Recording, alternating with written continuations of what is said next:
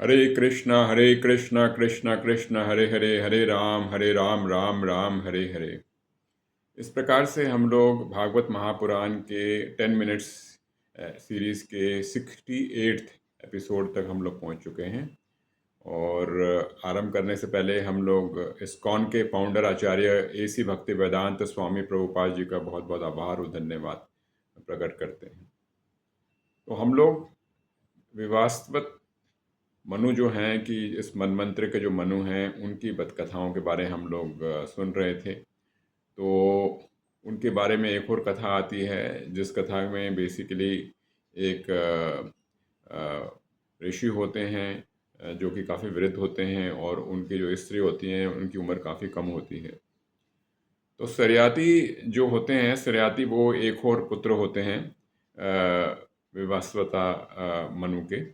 और उनकी एक पुत्री होती है, उसका नाम होता है सुकन्या। तो सुकन्या और उनके पिता सरस्वती वो दोनों जाते हैं और एक मुनि होते हैं चयावना मुनि, उनके आश्रम में जाते हैं। तो जो सरस्वती जो होते हैं, जो उनकी पुत्री होती है सुकन्या, सुकन्या की उम्र काफ़ी कम होती है।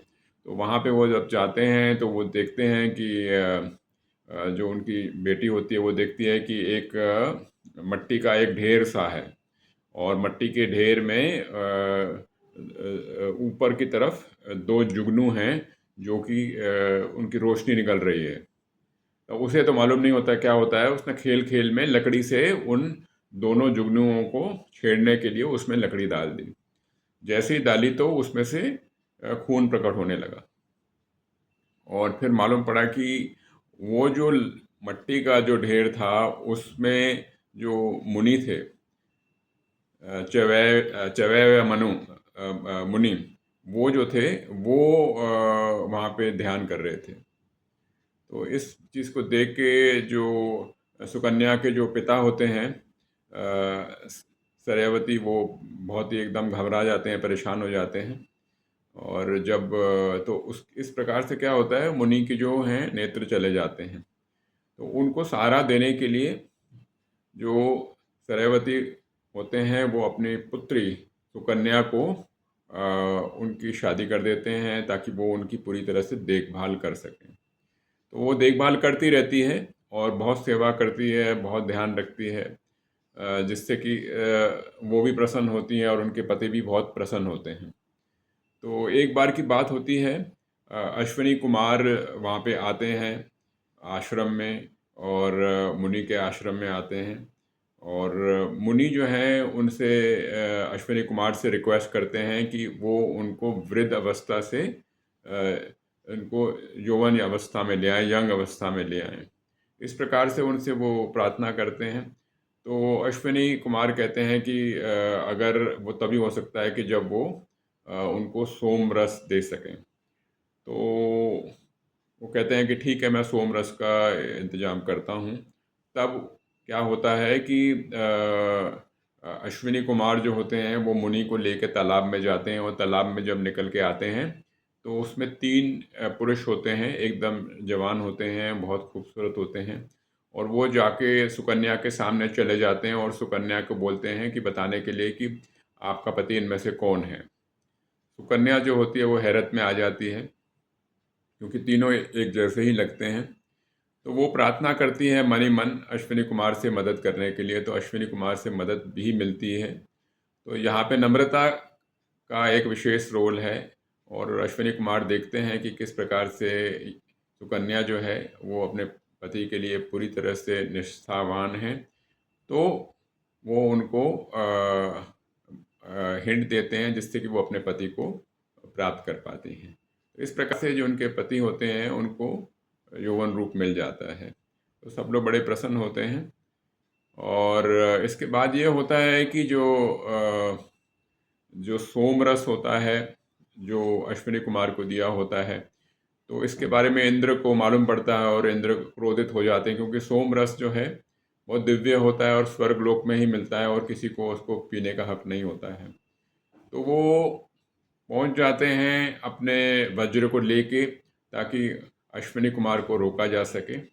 लेकिन जो च्यवन मुनि होते हैं वो इस प्रकार से अपना मंत्र करते हैं ताकि जिस हाथ में वज्र होता है इंद्र का, वो हाथ जो है वो उनका उसमें लकवा मार जाता है, वो पैरालाइज हो जाता है, वो उसको कुछ नहीं कर पाते।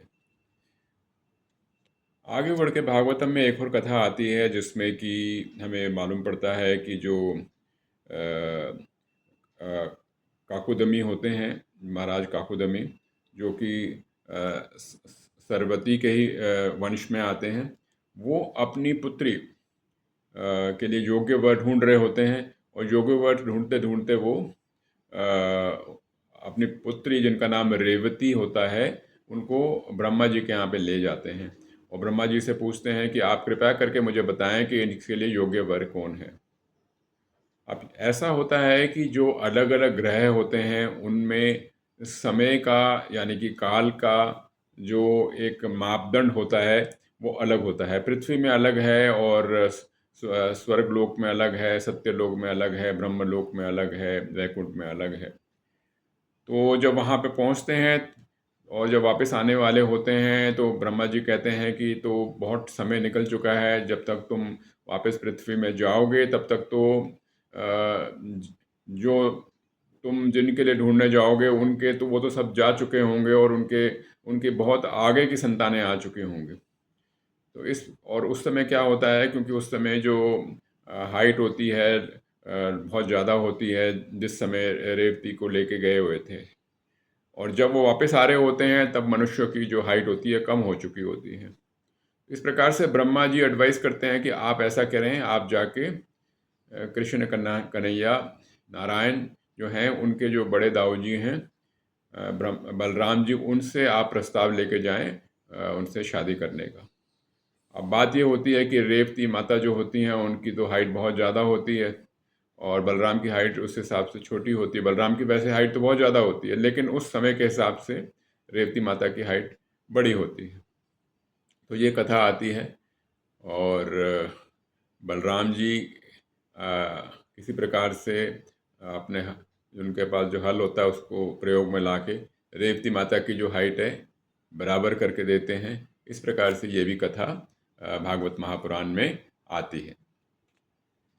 जो आगे की जो कथा आती है, ये कथा आती है कि किस प्रकार से जो भौतिक चीज़ें होती हैं, भौतिक प्रॉपर्टी होती है, उससे लेके आप शुद्ध ज्ञान तक पहुंच जाते हैं।